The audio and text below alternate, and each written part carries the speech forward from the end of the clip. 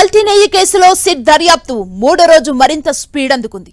ఇవాళ సిట్ సభ్యులు field visit చేయనున్నారు. 2 బృందాలుగా విడిపోయి సిట్ సభ్యులు విచారణ చేపట్టనున్నారు. ఒక టీం తమిళనాడుకు వెళ్లనుంది, మరో టీం తిరుమలకు వెళ్లనుంది. ఇక బృందానికి గోపీనాథ్ జెట్టి, మరో బృందానికి హర్షవర్ధన్ రాజు సారథ్యం వహించనున్నారు. తమిళనాడులోని ఏఆర్ ఫుడ్ డైరీ ప్రొటెక్టర్ని సంస్థ ఒక టీం పరిశీలించనుంది. సంస్థకున్న అనుమతులు, నెయ్యి తయారీ విధానంపై ఆరా తీయనున్నారు. ఇక మరో బృందం తిరుపతి, తిరుమలలో పర్యటించనుంది. ఏఆర్ డైరీకి టెండర్లు కట్టబెట్టిన వ్యవహారంపై వివరాలు సేకరించనున్నారు. అవసరమైతే కొందరు టీటీడీ అధికారులకు, ఏఆర్ డైరీ సంస్థకు నోటీసులు ఇవ్వనుంది సిట్.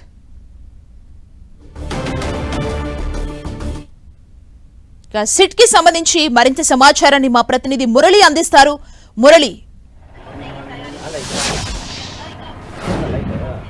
సుమా, మీరు అన్నట్లుగా సిట్టు బృందం ఈవేళ మూడో రోజు ముమ్మరంగా దర్యాప్తు జరగబోతోంది. మొత్తం 9 మంది సభ్యులతో కూడిన సిట్టు బృందం ఇప్పటికే 2 బృందాలుగా విడిపోవాలని నిన్న ప్రాథమికంగా నిర్ణయం తీసుకున్నారు. ఒక బృందానికి గోపీనాథ్ జెట్టి, మరో బృందానికి హర్షవర్ధన్ రాజు నాయకత్వం వహించబోతున్నారు.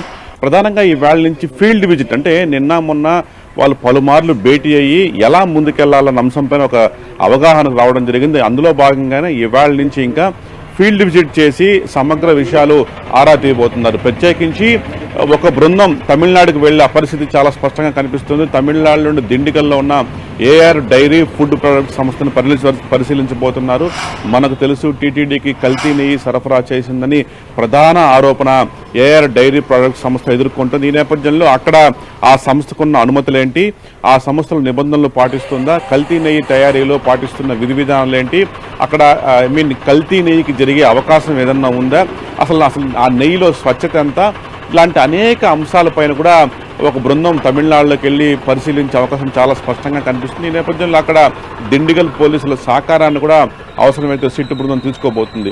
ఇక మరో బృందం తిరుపతి, తిరుమలలో విస్తృతంగా పర్యటించబోతున్నారు. ప్రత్యేకించి తిరుమలలో అంటే లడ్డు కాంట్రాక్టు మంజూరు చేసినప్పటి నుంచి ఎన్డీడీబీ రిపోర్టు బయటకు వరకు టెండర్ల విధానాలు, అంటే ఏఆర్ ప్రొడక్ట్స్ కి ఏ విధానాన్ని పాటించి టెండర్ దాఖలు చేశారు, వారు నిజానికి రివర్స్ టెండరింగ్ లో ఆ సంస్థకు టెండర్ కట్టబెట్టారు, అసలు రివర్స్ టెండరింగ్ ఎందుకు వెళ్లాల్సి వచ్చింది, ఆ ఏఆర్ డైరీ ప్రాజెక్ట్ కు నెయ్యి కాంట్రాక్ట్ ఇచ్చే సమయంలో నిజానికి ఆ సమయంలో మార్కెట్ ప్రైస్ ఎంత ఉనింది, దీన్ని ఈ సంస్థకు ఈ టెండర్ అప్పగించడం వెనక ఎవరైనా ప్రోద్బలం ఉందా, ఎవరైనా సహకరించారా, ఇలాంటి అనేక అంశాలపైన కూడా విచారించబోతున్నారు. ప్రత్యేకించి అంటే కల్తీ నెయ్యి వ్యవహారం బయటకు వచ్చినప్పటి నుంచి కూడా దర్యాప్తు, అంటే ఆ తర్వాత అసలు ఏం జరిగింది, కల్తీ నెయ్యికి సంబంధించిన శాంపుల్స్ ఎప్పుడు కలెక్ట్ చేశారు, ఇలాంటి అనేక అంశాలపై కూడా పూర్తి స్థాయిలో రెండో బృందం తనిఖీలు జరపబోతుంది. సభ్యులు నిన్ననే కూడా టీటీడీ ఈవో శ్యామలరావుతో భేటీ అయ్యారు. శ్యామలరావు నుంచి కొంత సమాచారాన్ని కూడా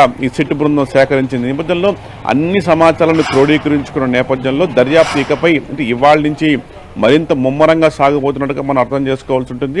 మొత్తం అంటే ఆయా ఘటనా స్థలాలకు, సంఘటనా స్థలాలకి సంబంధం ఉన్న అనేక ప్రాంతాలకు కూడా సిట్ సభ్యులు వెళ్ళబోతున్నారు. ఇందులో భాగంగానే ముఖ్యంగా కొంతమందికి నోటీసులు కూడా ఇవ్వాలని ప్రాథమికంగా నిర్ణయం తీసుకున్న అవసరమైతే ఏఆర్ ఫుడ్ ప్రొడక్ట్ సంస్థకు అఫీషియల్ గా ఇప్పటి వరకు దానిపైన నోటీస్ అయితే కేసు అయితే నమోదు చేశారు, కానీ ఇంతవరకు నోటీసులు ఇవ్వరు. ఈ నేపథ్యంలో వారికి నోటీసులు ఇచ్చే అవకాశం ఉంది. అంటే మీరు కల్తీ నెయ్యి సరఫరా చేశారని ప్రధాన ఆరోపణలు ఎదుర్కొంటున్నారు, మీపై ఎందుకు చర్యలు తీసుకోకూడదు సమాధానం కోరుతూ ఆ మేరకు ఒక నోటీస్ ఇచ్చే అవకాశం ఉంది. అంతేకాకుండా ఇక టీటీడీ సైడ్ నుంచి అంటే ఈ టెండర్ కట్టబెట్టడంలో ట్రాన్స్పరెన్సీ ఉందా లేదా, అసలు ఎట్లాంటి విధి విధానాలు పాటించారు, ఆ సమయంలో ఎవరు ఉద్యోగులు ఉన్నారు, లాంటి అనేక అంశాలు ఆరా తీసిన పిమ్మట ఇందుకు బాధ్యులుగా ఎవరి మీద అనుమానం తలెత్తితే వారికి కూడా నోటీసులు ఇచ్చే అవకాశం ఉంది. సుమా, సిట్ స్పీడ్ పెంచింది అనుకోవచ్చు మురళి. ఎప్పటి వరకు ఈ సిట్ విచారణ కంప్లీట్ చేసేలాగా ప్లాన్ చేసుకుని ఈ బృందం ముందుకెళ్తుంది? ఎంతమంది టీం వర్క్ చేస్తున్నారు దీనికి? ఖచ్చితంగా సిట్టు మరింత స్పీడ్ పెంచిందని చెప్పక తప్పదు. నిన్ననే మనం చూసాం, స్వయంగా సిట్ చీఫ్ సర్వశ్రేష్ఠ త్రిపాఠి మీడియాతో మాట్లాడారు. తాము చాలా లోతైన దర్యాప్తును ప్రారంభించబోతున్నట్టుగా ఆయన చెప్పడం జరిగింది. అయితే ఈ దర్యాప్తుకు సంబంధించి ఒక టైం బౌండ్ అంటూ తాము ఏమీ పెట్టుకోలేదని కూడా సిట్ చీఫ్ మీడియాకు వెల్లడించారు. అంటే విచారణ ఇంకా చాలా ప్రాథమిక స్థాయిలో ఉంది, కొన్ని బృందాలుగా విడిపోయి విచారణ ముమ్మరంగా చేస్తామని చెప్పి ఆయన చెప్పారే తప్ప ఇంత కాల పరిమితి లోపల విచారణ ముగిస్తామని ఆయన ఎక్కడ కూడా చెప్పలేదు. పైగా ఈ సిట్ ఏర్పాటుకు సంబంధించిన జీవోలో కూడా టైం బౌండ్ అంటూ ఏమీ మెన్షన్ చేయలేదు. కాబట్టి 9 మంది సభ్యులు సర్వశ్రేష్ఠ త్రిపాఠి, అట్లాగే గోపీనాథ్ శెట్టి, హర్షవర్ధన్ రాజు, ఈ ముగ్గురు కూడా ఐపీఎస్ ఆఫీసర్లు. దీంతోపాటు ఒక ఏఎస్పీ వెంకట్రావు అనే ఏఎస్పీ కూడా ఇందులో ఉన్నారు. ఇంకా డిఎస్పీలు, సీఎలు కూడా, అంటే మొత్తం 9 మంది ఇందులో ఉన్నారు. అంటే గరిష్టంగా ఇంకొక వారం 10 రోజుల పాటు విచారణ జరిగే అవకాశాలు చాలా స్పష్టంగా కనిపిస్తుంది. దాని తర్వాతనే సమగ్రంగా ఒక అవగాహన వచ్చి ఒక నివేదికను ఖచ్చితంగా ఈ సిట్ బృందం ప్రభుత్వానికి సమర్పించే అవకాశం ఉంది.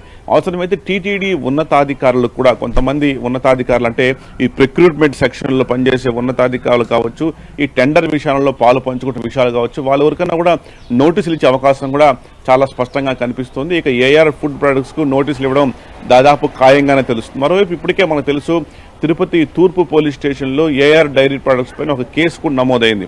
ఈ నేపథ్యంలో ఏ సెక్షన్ల కింద కేసు నమోదు చేస్తారు లాంటి విషయాలంతా కూడా నిన్న మొన్న సిట్ బృందం ఆరా తీసింది. అందుకు సంబంధించిన కేసు పూర్తిగా సిట్కు ట్రాన్స్ఫర్ అయింది. ఈ నేపథ్యంలో ఆ కేసు ఆధారంగానే దర్యాప్తు విభిన్న కోణాల్లో జరిపించేందుకు సిట్టు ప్రయత్నిస్తుంది. అవసరమైతే వారు నమోదు చేసిన సెక్షన్లే కాకుండా మరిన్ని సెక్షన్లు కూడా పెట్టి ఈ కేసులో ముందుకెళ్లాలని ప్రాథమికంగా నిర్ణయం తీసుకున్నారు. టీటీడీ నుంచి కూడా ఆల్ యాక్సెస్ వచ్చింది వాళ్ళకి. ఎక్కడైనా సరే, ఏ సందర్భంలో అయినా సరే నేరుగా వెళ్లి విచారించే విధంగా సిట్టు బృందానికి కొన్ని విశేష అధికారాలు కూడా టీటీడీ ఈవో ఇవ్వడం జరిగింది. ఈ నేపథ్యంలో రానున్న 4-5 రోజుల్లో ఈ దర్యాప్తు మరింత ముమ్మరంగా సాగబోతోంది. Thank you Murali. సుమా.